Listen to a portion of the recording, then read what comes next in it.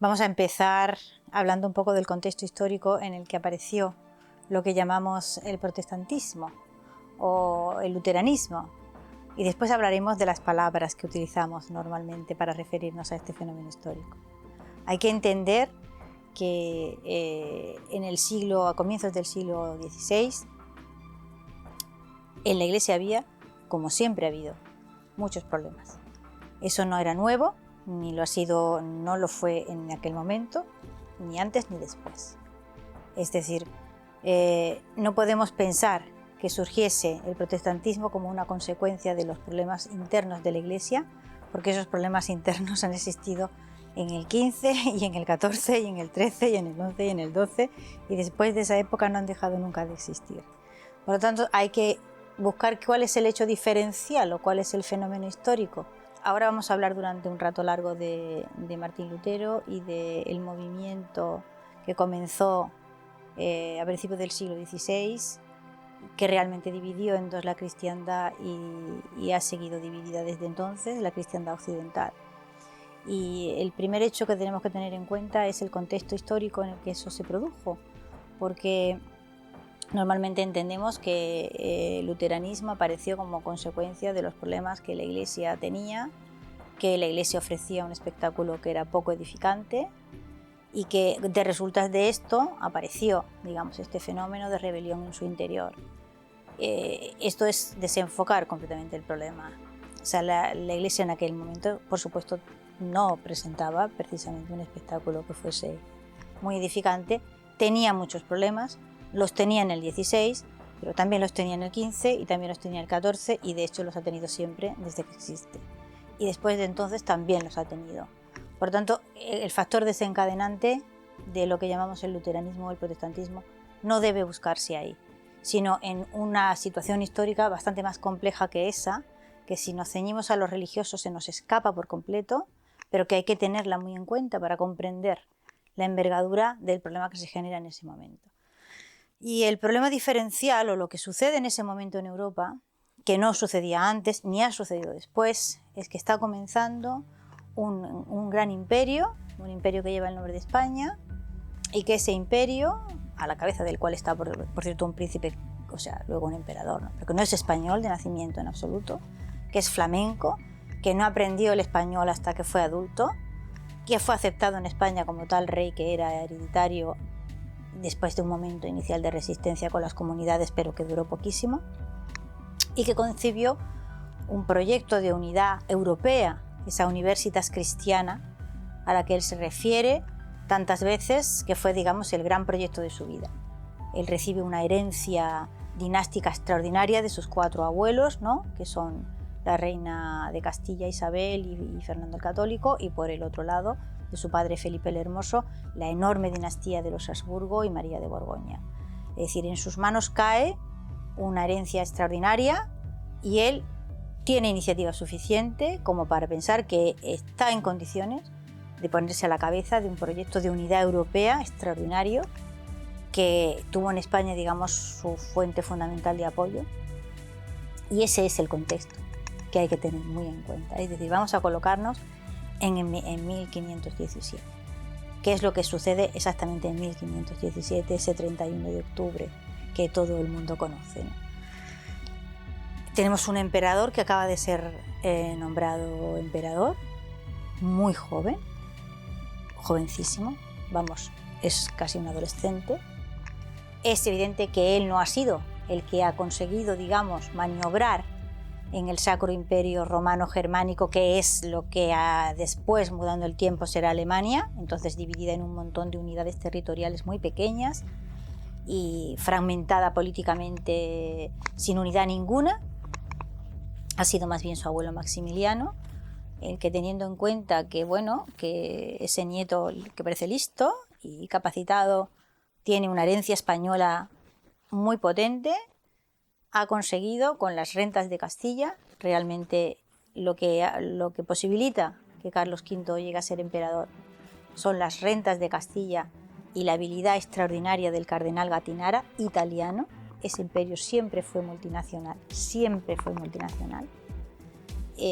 enfrentado en el proceso de elección a una casa noble alemana muy poderosa, la Casa de Sajonia, que había intentado elevar a la categoría de emperador a Federico de Sajonia, que ya es un hombre que tiene 50 y tantos años, que tiene poder, que tiene experiencia y que se siente muy violentado, digamos, y muy indignado por el hecho de que al final los Habsburgo han conseguido llevarse el gato al agua, han conseguido promover la dinastía emperador al nieto de Maximiliano.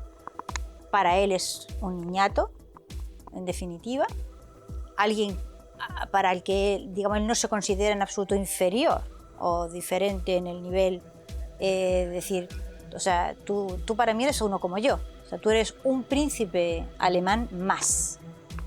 Y encima has venido aquí a hacerte con el cetro imperial, no en el contexto alemán, sino apoyándote en un poder muy lejano, que está en España, muy lejos, ¿vale? Que es completamente inhabitual en el contexto político en el que nos hemos movido durante mucho tiempo. O sea que el emperador llega a la dignidad de emperador ya colocado en una posición muy diferente a la de todos los demás emperadores. Primero, porque su herencia dinástica es extraordinariamente más potente que todas las demás, y porque una de las patas que lo han apoyado viene de fuera de Alemania. Con lo cual, eso es sentido por los príncipes germánicos como una especie de intromisión externa en sus, digamos, tableros de poder habituales, ¿no? Y en ese momento, digamos,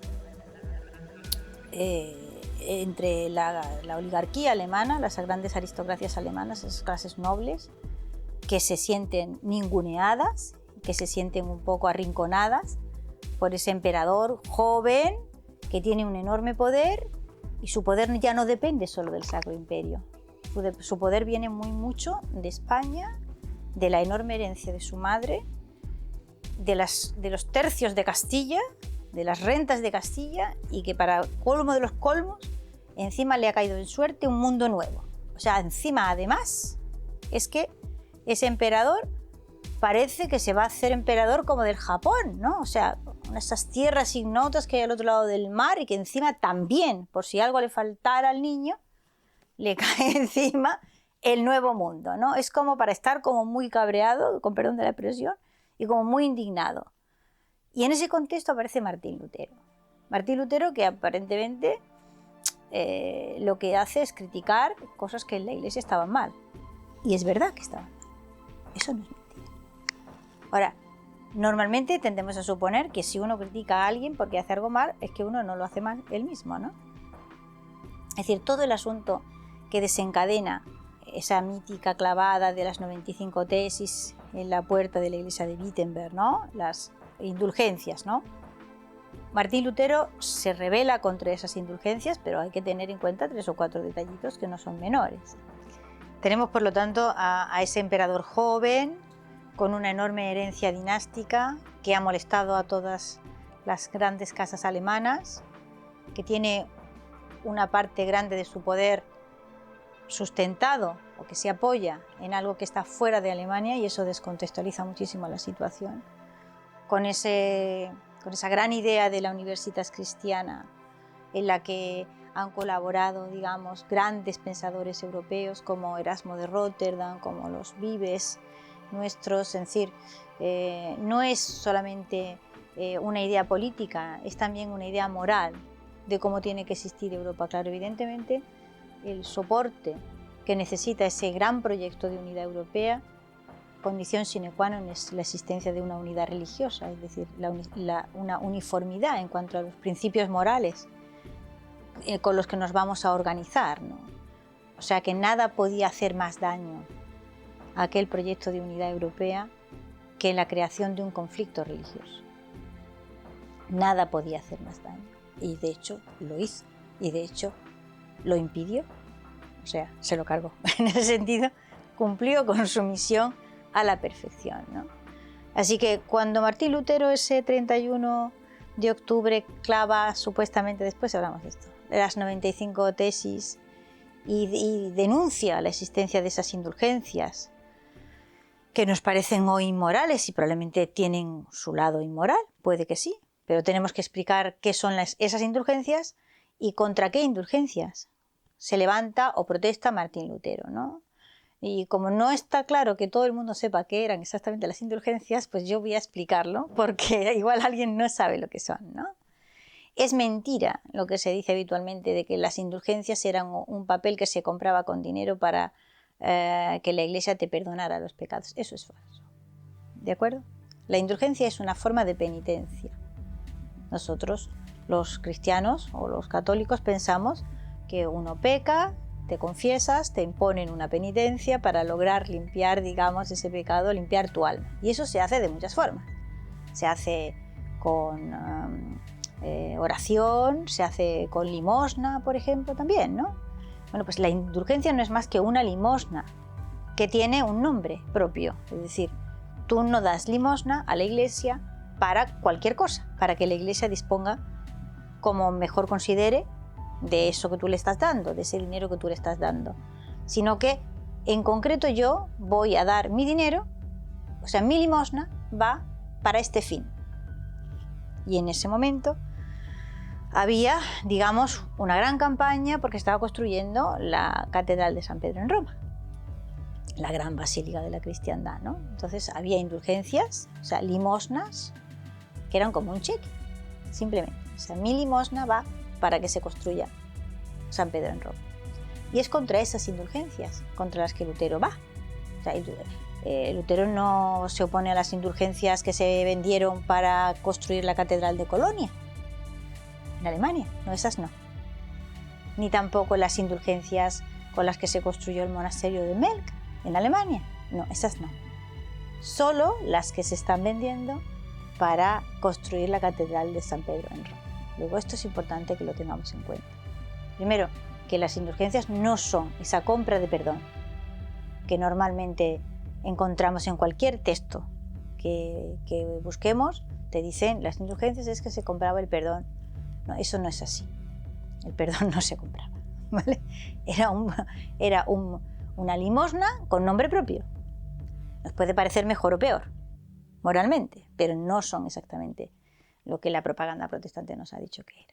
Y luego, que no contra todas las indulgencias, sino contra determinadas indulgencias, cuyo beneficio estaba fuera de Alemania. ¿De acuerdo? Eso también hay que tenerlo muy en cuenta. Cuando aparece Martín Lutero, los príncipes alemanes, que están en una situación, digamos, muy desairada y como muy ofendida, principalmente la casa de Sajonia, no se nos olvide, es Federico de Sajonia el que ha sido descabalgado a sus 54 años del cetro para que el joven Carlos V se siente en él, y no está precisamente de buen humor, ni tampoco muy contento con esa situación. De manera que descubre que aquel problema